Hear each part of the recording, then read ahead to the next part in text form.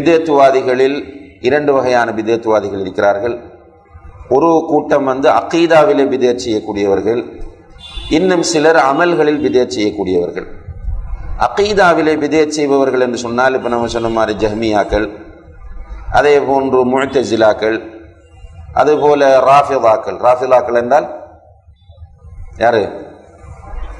ராஃபிதாக்கள் என்பது ஷியாக்கள். ஷியாக்களில் மிக மோசமான நிலையில் இருப்பவர்கள் தான் ராஃபிதாக்கள். இந்த ராஃபிதாக்கள், அதே போன்று மிக மோசமான நிலையில் இருக்கக்கூடிய சூஃபிகள், இவங்களை தான் நம்ம கபர் வணங்கிகள், தர்கா வழிபாட்டில் ஈடுபடக்கூடியவர்கள் என்றெல்லாம் சொல்லுகிறோம். அதுபோன்று காதியானிகள், பஹாயியாக்கள் என்று ஒரு கூட்டம் இருக்கிறார்கள். அதே போன்று போராக்கள் என்று சொல்லி ஒரு கூட்டம் இருக்கிறார்கள். இவர்களெல்லாம் அகீதாவிலே உள்ள பிதத்துவாதிகள்.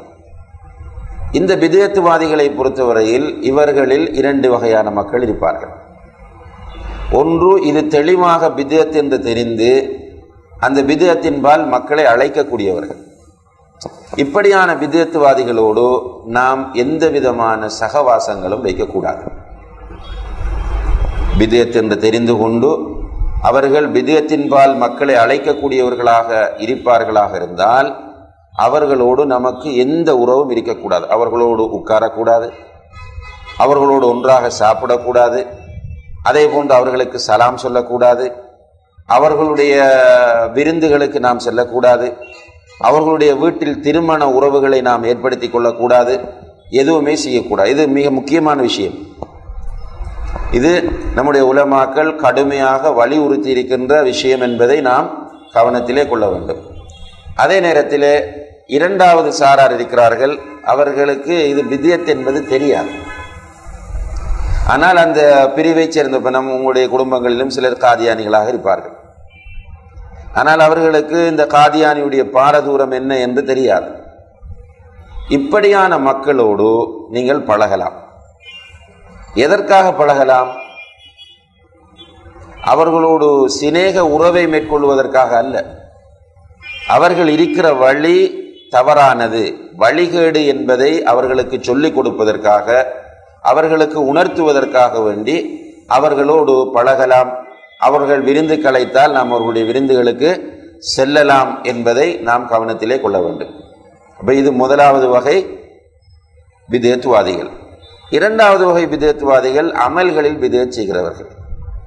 உதாரணமாக மௌலித் ஓதுவார்கள், மீலாது விழா கொண்டாடுவார்கள், ஃபரலான தொழுகைகளுக்கு பிறகு கூட்டாக துவா ஓதுவார்கள், மரணித்த வீடுகளிலே ஹத்தும் ஓதுவார்கள், குர்ஆனை ஓதி மரணித்தவர்களுக்கு அந்த நன்மைகளை கொண்டு போய் சேர்ப்பார்கள்.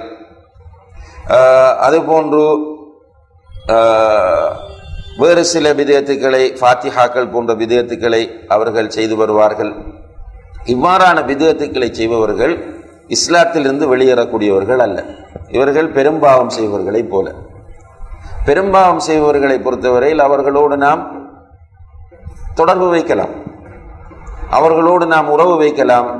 அவர்களுடைய பாவத்தை நாம் வெறுக்க வேண்டும். அவர்கள் செய்கிற பாவங்களை நாம் ஒருவர் மதுபானம் அருந்தக்கூடியவராக இருக்கிறார் என்பதற்காக அவரை 100% நாம் அந்த அகீதாவில் உள்ள பிதத்துவாதியை போன்று ஒதுக்க வேண்டிய அவசியம் இல்லை. அவருடைய அந்த மதுபானம் அருந்துதல் என்ற நிலைக்காக வேண்டி அவரை நாம் வெறுக்க வேண்டும்.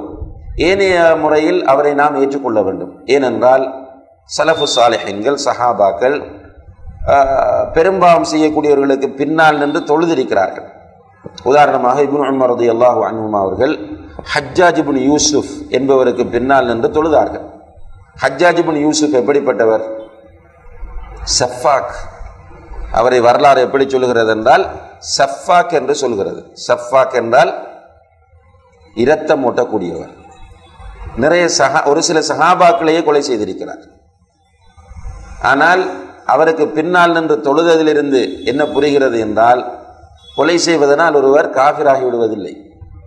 கொலை செய்வது என்பது பெரும்பாவம். எனவே பெரும்பாவம் செய்யக்கூடிய ஒருவருக்கு பின்னால் நின்று தொழ முடியும் என்றால் அவரோடு நாம் தொடர்பு வைப்பதில் எந்த குற்றமும் இல்லை. அந்த அடிப்படையில் பித்அத்தை, அமல்களோடு சம்பந்தமான பித்அத்தை செய்கிறவர்களை பொறுத்தவரையில் அவர்களை நாம் அகீதாவில் உள்ள பிதத்தில் உள்ள மக்களை வெறுப்பது போன்று ஒதுக்குவது போன்று ஒதுக்க வேண்டிய அவசியம் இல்லை. இதை எதற்காக சொல்லுகிறேன் என்றால், இப்போ அகீதாவில் உள்ள பிதத்துவாதிகளை உண்மையில் நாம் என்ன செய்ய வேண்டும்? ஒதுக்க வேண்டும். இப்போ அகீதாவில் உள்ள ஒரு பிதத்துவாதியோடு ஒருவர் மேடையில் நின்று பேசுகிறார். ஒரு சூஃபி, அல்லாஹ் எங்கும் நிறைந்தவன், அல்லாஹ் தூணிலும் இருப்பான் துரும்பிலும் இருப்பான் என்ற கொள்கையில் உள்ள ஒரு பிதத்துவாதி ஒரு மேடையில் பேச போகிறார். அதே மேடையில் என்னையும் அழைத்திருக்கிறார்கள்.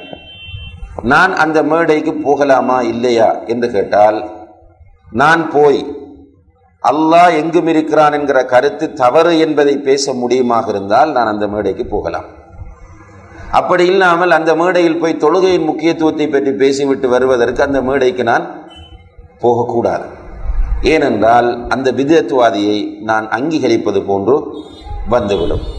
அதே போன்று ஒருவர் நபி ஸல்லல்லாஹு அலைஹி வஸல்லம் அவர்களுக்கு பிறகு நபி வரலாம் என்ற கொள்கையில்